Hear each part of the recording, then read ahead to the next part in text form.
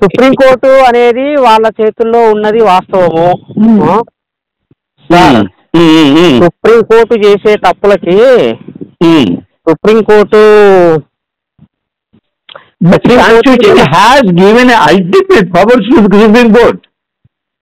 Sir సుప్రీంకోర్టుని democratise చేయకుండా రాజ్యాంగం కూడా రక్షించబడదు. అవును, సుప్రీంకోర్టులో ఒక వారసత్వం జరుగుతూ ఉన్నది.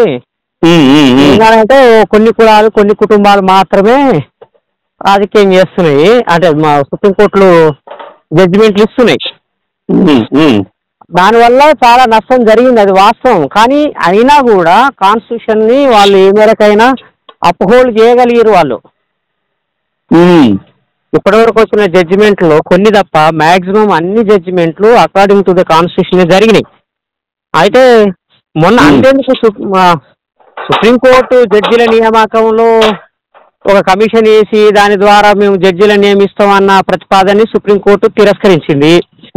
ఎలక్షన్ కమిషన్ ని నియమించడానికి ప్రధానమంత్రి ప్రతిపక్ష నాయకుడు సుప్రీంకోర్టు సీనియర్ జడ్జి తోటి ఒక కమిటీ వేళ ఒక చట్టం తీసుకొచ్చారు, ఎలక్షన్ కమిషన్ స్వయం ప్రతిపత్తిని రద్దు చేస్తూ. దాని మీద సుప్రీంకోర్టులో కేసు నమోదైంది. ఇంకా అది ఆర్గ్యుమెంట్స్ జరుగుతున్నాయి. సో ఇప్పుడు వ్యవస్థల్ని అంటే తమకి అనుకూలంగా ఉపయోగించుకుంటుంది మన బీజేపీ. మొన్న వేదిక మీద ఉపయోగించుకోకుండా ఆపడం ఎలా అనే ప్రోగ్రాం లేదు, కానీ ఈ కాన్స్టిట్యూషన్ ని తీసి పారేయాలనే ప్రోగ్రాం మాత్రం ఉన్నది మన వాళ్ళకి. అట్లానా? అక్కడ మన డిఫర్ అవుతున్నాం, కానీ in practice constitution failed. Who failed constitution is different story. KR Narayana దగ్గరకు వచ్చే మనము is constitution fail or we fail the constitution. True that political power పొందినటువంటి వాడు కాన్స్టిట్యూషన్ ని విఫలం చేయగలరు. చేశారు కూడా, నువ్వు కూడా ఆమోదిస్తున్నావు. చేశారు, కానీ అది కాన్స్టిట్యూషన్ ఫెయిల్యూర్ కాదు, అది వాళ్ళ ఫెయిల్యూర్. ఫెయిల్యూర్ కాన్స్టిట్యూషన్ దా పొలిటికల్ పవర్ దా అనేది మాట, అది చర్చ. అంతే అంతే సార్. That okay. కానీ మాకు అనిపిస్తుంది ఏంటంటే, మాకు జరిగినది ఏంటంటే, అది ముస్లిం థింకర్ గా చెప్తున్నా, నాకు అనిపిస్తుంది మమ్మల్ని టోటల్లీ అవుట్ క్యాస్ట్ చేసేసినా సరే కాన్స్టిట్యూషన్ మా రెస్క్యూకు రాలేదు. అది మీరే పోలేదు కాన్స్టిట్యూషన్ ని అడుగుతూ మమ్మల్ని 100 కేసులు వేసామండి. 100 కేసులు వేసాము. 100 కేసులలో కూడా బలహీనమైన ఆర్గ్యుమెంట్లే చూసారు. రెండోది మతత్వ ఫాసిస్ట్ ఐడియాలజీతో ఏకీభావం ఉన్న జడ్జీలు సుప్రీంకోర్టు జడ్జీలుగానే ఉన్నారు. వాళ్ళు ఎట్లాగో ఆ తీర్పులన్నీ వాళ్ళు వక్రీకరించి ఇస్తారు. వాళ్ళు రిజర్వేషన్స్ నే ఫండమెంటల్ రైట్స్ కింద అవి ఫండమెంటల్ రైట్స్ కావు అని చెప్పి వాదించారు సార్ సుప్రీంకోర్టు జడ్జీలే. అవును, చాప్టర్ 3 అనేది ఫండమెంటల్ రైట్స్ కి సంబంధించిన చాప్టరు. దాంట్లో ఇచ్చిన విద్యా ఉద్యోగ రిజర్వేషన్ 10% ఎకనామికల్లీ బ్యాక్వర్డ్ సెక్షన్స్ కి వీకర్ సెక్షన్ కి ఇచ్చేసామన్న తర్వాత ఎస్సీ ఎస్టీ రిజర్వేషన్ వాల్యూ పోయినట్టే కదా. వాల్యూ పోలేదులేండి, కానీ పోయిందని కాదు, అక్కడ దాన్ని పోటీ తయారు చేశారు, ఆల్రెడీ పోటీ తయారు చేసారు. అదే కేటగిరీ కింద మళ్ళీ వాళ్ళ అనుభవం వాళ్ళు ప్రయోజనం పొందిరు. ఏమంటారంటే వాళ్ళు అదే కాన్స్టిట్యూషన్ ని ఉపయోగించి వాళ్ళు ప్రయోజనం పొందిరు, వాళ్ళ అధికారంలో ఉన్నారు కాబట్టి. అవును, మనం అధికారంలో ఉంటే అదే కాన్స్టిట్యూషన్ ద్వారా మన వర్గాలకి రక్షణ కల్పించవచ్చు, ప్రయోజనం పొందొచ్చు. ఇప్పుడు అంటే క్వశ్చన్ మళ్ళీ ఏమంటే మళ్ళా ఒక మాట అయితే అంబేద్కర్ నాకు నచ్చుతుంది, political power is a master key. అవును, అదే దాంతో పాటు ఇంకొకటి కూడా అన్నాడు సార్ ఆయన, పొలిటికల్ పవర్ వచ్చే మార్గం మనకి ఏం కనపడటం లేదు. పాపం ప్రవీణ్ కుమార్ ఏదో హంగామా చేస్తున్నాడు, మంచి జరుగుతుందేమో అని. నాలాంటి వాడు కూడా ఆసక్తి, బీఎస్పీ మీద నాకు ఎలాంటి సదుపాయం లేదు, అయినప్పుడు కూడా ఆర్ఎస్ ప్రవీణ్ కుమార్ ఆ యాక్టివిటీ చూసి కొంచెం నేను కూడా ఆశపడ్డాను. అది మన ఫెయిల్యూర్. ప్రజల్ని మనము ఎడ్యుకేట్ చేయడంలో, మన వైపు ఓట్లు వేసే విధంగా తయారు చేసుకోవడంలో అది కమ్యూనిస్టులు అయినా బీఎస్పీ అయినా కాంగ్రెస్ అయినా ఫెయిల్యూర్ అవుతుంది. అది మన ఫెయిల్యూర్. అంబేద్కర్ ఏమన్నాడంటే, రాజ్యాంగంలో ఉన్నాయనో చట్టంలో పొందుపరిచారనో మీ హక్కులు మీకు ఎప్పుడు దక్కవు, వాటిని దక్కించుకోవడానికి నిరంతరం పోరాడాల్సిందే అని అన్నాడు. అది కాదండి, అంబేద్కర్ అడిగి ఆదర్శాలతోటి రాజకీయ యుద్ధం జరుగుతుందని నమ్మాడు ఆయన.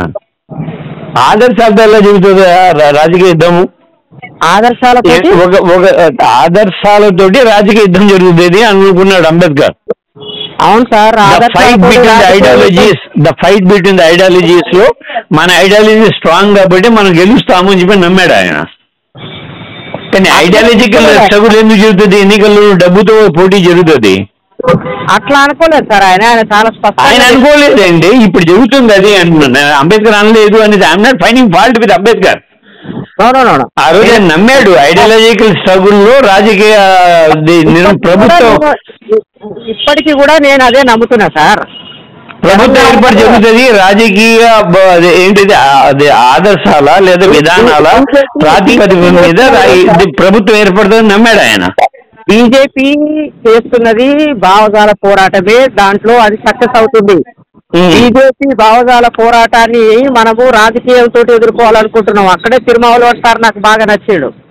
తిరుమావలోని సార్ ఏమంటున్నాడు అంటే బీజేపీని ఎదుర్కోవడానికి రాజకీయ పోరాటం సరిపోదు, భావజాల సైద్ధాంతిక పోరాటం కావాలి. మన తెలంగాణలో కానీ ఆంధ్రలో కానీ మన పార్టీలు చేస్తున్న వెయిటింగ్ జగన్ రెడ్డి ఇంత తిన్నాడు, కేసీఆర్ అంత తిన్నాడు అనే తప్ప అసలు జగన్ రెడ్డి చంద్రబాబు నాయుడు ఇద్దరు బీజేపీకి ఎట్లా సపోర్ట్ చేస్తారు? బీజేపీ సపోర్ట్ చేసే ఆ రెండు పార్టీలకి తెలంగాణ ఆంధ్రలో ఉన్న ఎస్సీ బీసీలు మైనార్టీలు ఎట్లా ఓట్లు వేస్తారు? ఇదే క్రైస్తవులు, ఇదే ముస్లింలు జగన్ రెడ్డిని ఎట్లా ఓన్ చేసుకుంటున్నారు? చంద్రబాబును ఓన్ చేసుకోవడం తప్పు కదా అని చర్చ పెట్టరే. ఇదే ఇంత తిన్నాడు అంత తిన్నాడు 5 లక్షల కోట్ల అప్పాయింది, ఇదా రాజకీయ చర్చ? అది తమిళనాడు చూడండి, తమిళనాడులో తెల్లారు లేస్తే వారు సిద్ధాంత చర్చ చేస్తున్నారు ప్రజల మధ్యన. ప్రజలు కూడా భావజాల పరంగా విడిపోయినారు తమిళనాడులో.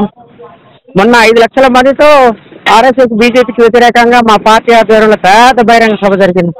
దాంట్లో అందరూ ఆ సిద్ధాంతమే మాట్లాడారు. ఎవరు ఈ నరేంద్ర మోడీ ₹1,00,000 బట్టలు వేసుకున్నాడు, లేకపోతే నరేంద్ర మోడీ అన్నం తింటాడు ఆడబంటాడు అనేది ఎవడు మాట్లాడలేదు, సిద్ధాంతమే మాట్లాడారు. తెలంగాణ సాధన ఉద్యమం సందర్భంగా జరిగిన అతిపెద్ద నష్టం ఏంటంటే సైద్ధాంతిక చర్చలు రాజకీయ క్షేత్రం నుంచి లేదా పబ్లిక్ డొమైన్ నుంచి కనుమరుగైపోయి పనికిరాని చెత్త విషయాలను చర్చించడం అనేది పెరిగింటారు.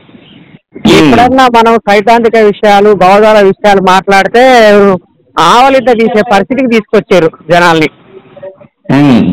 అప్పుడు భూస్వామ్య ప్రజా శక్తులు అంటే పెట్టుబడిదారులు అంటే అర్థమయ్యే ప్రజలు ఈరోజు మామూలు పరిభాష ఉపయోగించిన ఆవలింత తీసే పరిస్థితికి వచ్చారు. ఒక మాట, ఒక ఆసక్తికర ప్రశ్న ఉన్నది ఇప్పుడు ఈ సందర్భంలో. విరసం డాక్యుమెంట్ కూడాను భావజాల చర్చ కదా ఇప్పుడు ప్రవేశపెట్టింది. అవును సార్, వాళ్ళ మార్క్సిస్ట్ ఐడియాలజీలోంచే వాళ్ళు కాన్స్టిట్యూషన్ అనే ఒక ఐడియాలజీని ఎదుర్కొంటున్నారు.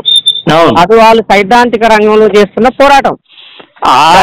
దాన్ని మనం ఆహ్వానించాలి కదా, సమర్థించడం వేరు. మళ్ళా చెప్తున్నా, మన డిబేట్. అందుకే నేను అభినందనలు చెప్పినా కదా నా రైటప్ లో, మీ అవగాహన ప్రకటించినందుకు అభినందనలు అని. Okay okay okay write-up. ఎందుకంటే గత 20 ఏళ్లుగా నేను కమ్యూనిస్టుల మీద ఈ విషయం మీద విపరీతంగా పబ్లిక్ మీటింగ్లలోనే అటాక్ చేసిన. అవును, చేయాలి కూడా. నీకు భిన్న అభిప్రాయం ఉన్నప్పుడు అటాక్ చేయాల్సిందే. ఐడియాలజికల్ గానే మార్క్సిస్ట్ జ్ఞాన సిద్ధాంతం పనికిరాదని చెప్పి రాసిన నేను. అప్పుడు ఇదే వరలక్ష్మి ఆచరణవాదాన్ని ముందుకు తీసుకొచ్చింది, పరిమితవాదాన్ని ముందుకు తీసుకొచ్చింది. అనేక పరిమితులు ఉంటాయి, ఆ పరిమితుల్ని గుర్తిరిగి మనం విమర్శించాలి. లేదంటే కమ్యూనిస్టులు చేసిన త్యాగాల ముందు తెల్లారితే భోజనవాదం మాట్లాడే నాయకులు చేసిన త్యాగాలు ఏమున్నాయి, ఇట్లా కరెక్ట్ కాదు. అది తీసుకొచ్చింది, ఆచరణవాదాన్ని ముందుకు తీసుకొచ్చింది, పరిమితవాదాన్ని ముందుకు తీసుకొస్తే ఆ రెండింటిని కొట్టిపారేసిన నేను నా ఆర్గ్యుమెంట్ తోటి. గట్టిగా మాట్లాడితే కమ్యూనిస్ట్ పార్టీల పేరు మీద చనిపోయిన వాళ్ళు కూడా ముస్లింస్ ఏమి ఉంటారు. అవును కదా, బహుజనులు ఏమి ఉంటారు. అవును కదా, కమ్మ వాళ్ళు రెడ్లు కూడా చనిపోయి ఉంటారు. కానీ ఎక్కువ మంది ఎవరు చనిపోయి ఉంటారు? కమ్మారెడ్డి కాదు కదా. కాదు కదా. వాళ్ళ అంటే కమ్యూనిస్టు పార్టీలలో పనిచేసి అమరులైన వాళ్ళ గురించే కాదు నేను అనేది. అవును. 40 ఏళ్ల పాటు రాజకీయ పోరాటంలో అనేక త్యాగాలు చేసిన అంబేద్కర్ పోరాటం లెక్కలోకి రాదా? జీవితాన్ని అంకితం చేసిన కాంచీరామ్ సారు త్యాగము పోరాటం విజయాలు లెక్కలోకి రావా? 40 ఏళ్ళుగా పోరాడుతున్న తిరుమావళి పోరాటం త్యాగం లెక్కలోకి రాదా? అట్లాగే ప్రకాష్ అంబేద్కర్ పోరాటం లెక్కలోకి రాదా? చంద్రశేఖర్ ఆజాద్ పోరాటం లెక్కలోకి రాదా? మీరు తుపాకీ పట్టుకొని పోరాడితేనేమో త్యాగము పోరాటము, మేము పోరాడితే వీధుల్లో కొట్లాడి సస్తే మాది కాదా? డిఫైనింగ్ కాదండి. భావజాలం మీద చర్చ చేసేప్పుడు ఈ విషయం అసలు మాట్లాడకూడదు. అది కదా, భావజాలం మీద మాట్లాడుతున్నప్పుడు త్యాగాల ప్రాతిపదిక మీద ఎలా మాట్లాడతారు ఎవరైనా కానీ? అది కదా సార్, అలాంటి తప్పు చైతన్యాలు చాలా ఉన్నాయి ప్రపంచంలోనూ.